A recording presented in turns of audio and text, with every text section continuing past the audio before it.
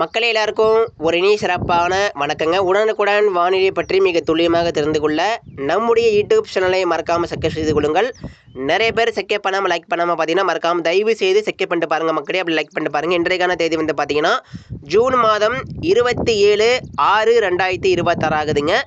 இன்னைக்கு நம்ம தமிழ்நாட்டிற்கு கனமழைக்கான எச்சரிக்கை இருக்கிறது மக்களே, கவனமாக இருங்க. இன்னைக்கு நம்ம தமிழ்நாட்டிற்கு கனமழை வெளுத்து வாங்க போது. குறிப்பாக வடக்கு மாவட்டங்கள் மற்றும் வடமேற்கு மாவட்ட மக்கள் எச்சரிக்கையா இருங்க, மிகுந்த கவனத்தோடு இருங்க.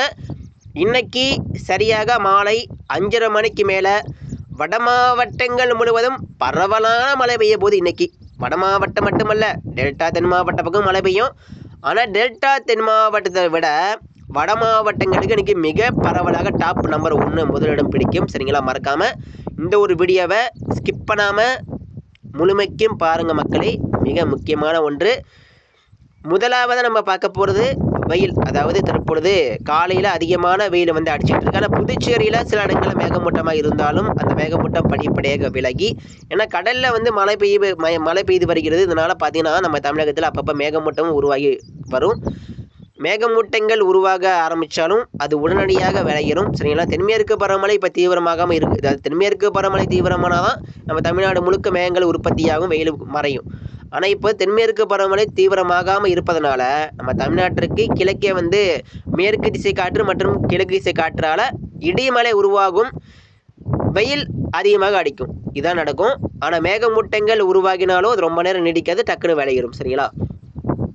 இன்னைக்கு அதிகபட்சமாக தென் மாவட்டங்கள் மற்றும் இந்த கிழக்கு மாவட்டங்கள், அது வட மாவட்டம் மற்றும் இந்த மத்திய கிழக்கு மாவட்டங்கள் முழுவதும் அதிகபட்சமாக 37 டிகிரி செல்சியஸ் முதல் 39 டிகிரி செல்சியஸ் வரைக்கும், சில இடங்களில் 39 டிகிரி செல்சியஸ் வரைக்கும் வெப்பநிலை பதிவாக வாய்ப்பு இருக்குது.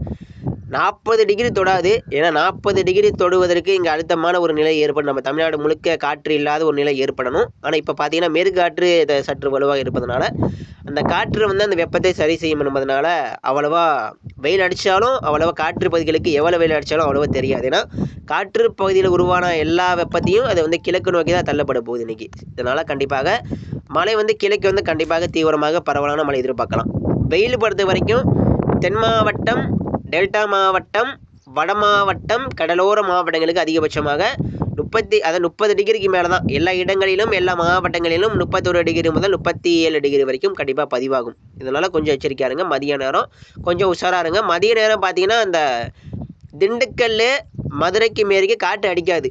ஏன்னா அங்கே உயரமான மலைத்தொடர்கள் இருப்பதனால பாலக்காடு கணவாயில் எனி டைம் காற்று வீசிக்கிட்டே இருக்கும். பாலக்காடு கணவாய் காற்று நிற்காது. அதனால் மழையும் அங்கே அவ்வளோவா பெய்வதற்கு கம்மி தான். இருந்தாலும் இன்றைக்கி வந்து மழை மேகங்கள் உருவாகி கிழக்கே வந்து மழை தீவிரமாக போகுது. ஏன்னா மேற்கே வந்து கனமழையும் பதிவாகலாம். கரூர் இல்லைன்னா காங்கேயம், இல்லைனா திருப்பூர் அந்த எல்லையில் வந்து கனமழை உருவாகி அது அப்படியே திருச்சி, தஞ்சாவூர் நோக்கி கண்டிப்பாக வரும். திருச்சி, தஞ்சாவூர் வந்தாலே போதும், அது ரொம்ப தீவிரமான ஒரு மழை மேகம் மாறிடும். இப்போதைக்கு பார்த்தீங்கன்னா இந்த காற்று இல்லாத ஒரு பகுதினா இந்த பாலக்காடுக்கு வடக்கே, அதாவது பாலக்காடுக்கு கோயம்புத்தூருக்கு வடக்கேனா சேலம், இங்கெல்லாம் காற்று குறைவாக இருக்கும். அதே போல் இந்த கோயம்புத்தூருக்கு தெற்கையும் கோயம்புத்தூருக்கு வடக்கையும் காற்று அதிகமாக அடிக்காது.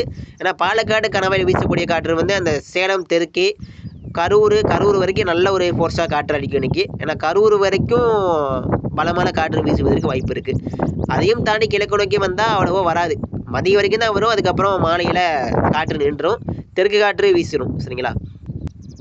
ஸோ இதனால் காற்று இல்லாத பகுதினா இந்த மதுரைக்கு மேற்கு அழுத்தமான ஒரு நிலை ஏற்படும் என்பதனால் அதிகமான வெயில் வந்து அந்த இடத்துல ஒரு பதிவாகலாம். அதாவது திண்டுக்கல், ஆண்டிப்பட்டி, உசிலம்பட்டி, தேனி இந்த இடத்துல அதிகமான காற்று அடிக்காத என்பதனால் அதிகமான ஒரு வெப்பநிலை பதிவாக வாய்ப்பு இருக்குது. அதே போல் சேலம், கிருஷ்ணகிரி, தருமபுரி வட மாவட்டங்களுக்கு இதமான மேற்கு காற்று வீசக்கூடும் என்பதனால் அதிகமான வெப்பம் பதிவாக வாய்ப்பு இருக்குது.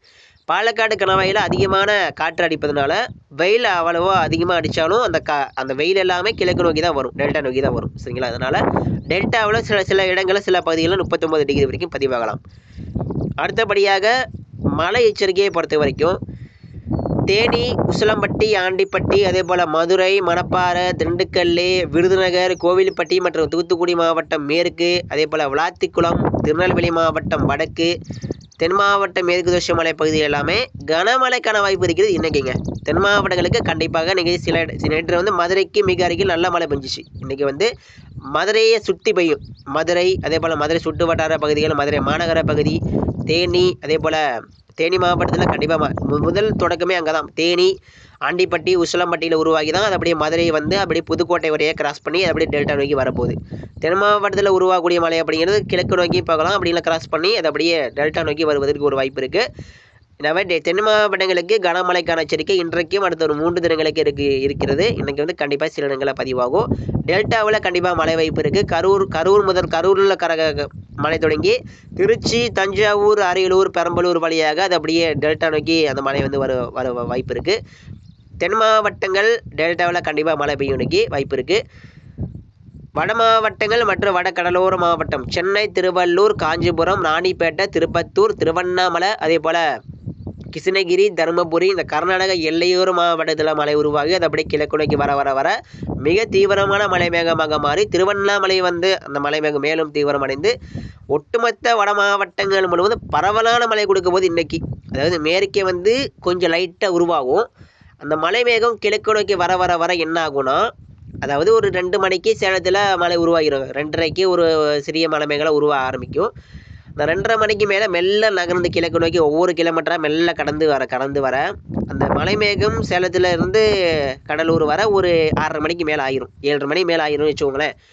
அந்த 7:30 மணி, அதாவது 7 மணி டு இரவு ஒரு 8, 9, 10 மணி வரைக்கும் மிக தீவிரமாக அடிக்கும் போது இன்றைக்கி வட மாவட்டம் புதுச்சேரி, கடலூர், அதே போல் மரக்காணம், செங்கல்பட்டு, தாம்பரம், சென்னை, பொன்னேரி, பழவேற்காடு, பூந்தமல்லி, அதே போல் சென்னை சுற்று வட்டார பகுதிகளுக்கு அதிக நேரம் மழை பெய்யும் போது இன்றைக்கி. இதனால் சென்னை மக்கள் உஷாராருங்க. அதே மாதிரி இரவில் யாராவது வேலைக்கு போனீங்கன்னா வட மாவட்ட மக்கள் கண்டிப்பாக வேலை விட்டு திரும்பி வரும்பொழுது மிகப்பெரிய ஒரு சவாலாக தான் இருக்கும். மறக்காம ரெயின் கோட் கொண்டு போங்க. இன்றைக்கும் நாளைக்கும் அடுத்த 3 தினங்களுக்கு திங்கட்கிழமை வரைக்கும் மழை இருப்பதனால சென்னை மக்கள் அதே போல் காலையில் ரெயின் கோட் எடுத்துகிட்டு போங்க. மாலையில் எந்த நேரத்திலும் மழை பெய்யலாம். டெல்டாவும் சரி, தென் மாவட்டமும் சரி, வட மாவட்ட மக்கள் கண்டிப்பாக அதிகமாக எச்சரிக்கையாருங்க. ரெயின் கோட்டு கூட கண்டிப்பாக கொண்டு போங்க. நல்ல மழை வெளுத்துவாங்க போது அதிகபட்சம் மழை நேரம் 1 மணி நேரங்க. அதிகபட்சம் மழை நேரம் 1 மணி நேரம் தான். கனமழை நீடித்தாலும் 1 மணி நேரத்துக்குள்ளே நீடிக்கும். அதுக்கப்புறம் மேலே நீடிக்க வாய்ப்பு இல்லை. ஏன்னா மெருகாற்று வலுவாக இருப்பதனால அது அப்படியே கடலில் போய் இறங்கிடும், கோர்ஸாக இறங்கிடும். அதிகபட்சம் மழை நேரம் 1 மணி நேரம். ஆனால் தூறல் சாரல் நல்லா புரிஞ்சுக்கோங்க. தூறல் சாரல் மழை விட்டதும் கனமழை வந்து அதிகபட்சம் 1 மணி நேரம் தான். ஆனால் மிதமான தூறல் சாரல் 3 மணி நேரம் மேலே நீடிக்க வாய்ப்பு இருக்குது. தூறல் மழை, சாரல் மழை, மிதமான மழை அப்படிங்கிறது 4 மணி நேரம் 3 மணி நேரம் மேலே நீடிக்கும். ஏன்னா அது வந்து அடுக்கடுக்கான இருக்கக்கூடிய உயர் அடுக்கு மேகம் வந்து தூறல் மிதமான மழை கொடுக்கும். கீழே இருக்கக்கூடிய கனமான மேகங்கள் மட்டும் தான் கனமழை கொடுக்கும். இதனால் கனமழை விட்டு விலகி செல்லும் பொழுது கனமழை வந்து கடலில் இறங்கிடும். மிதமான மழை, சாரல், தூறல் மழை அப்படிங்கிறது சில நேரம் கொஞ்சம் நேரம் ரொம்ப நேரம் நீடிக்க வாய்ப்பு இருக்குது. அதனால் எச்சரிக்கையாக இருங்க. நன்றி, வணக்கம். அடுத்தது அறிக்கை தொடர்ந்து பாருங்கள். சேலம், கிருஷ்ணகிரி, தருமபுரி, அதே போல் கோயம்புத்தூருக்கு வடக்கும் கோயம்புத்தூருக்கு தெற்கையும் நல்ல மழை பெய்ய போகுது. எச்சரிக்கையாக இருங்க. மேற்கே மழை உருவாகும், கிழக்கே வந்து மழை முடியும். நன்றி. டெல்டாவில் நான் கண்டிப்பாக மழை பெய்ய வாய்ப்பு இருக்குது இன்றைக்கி.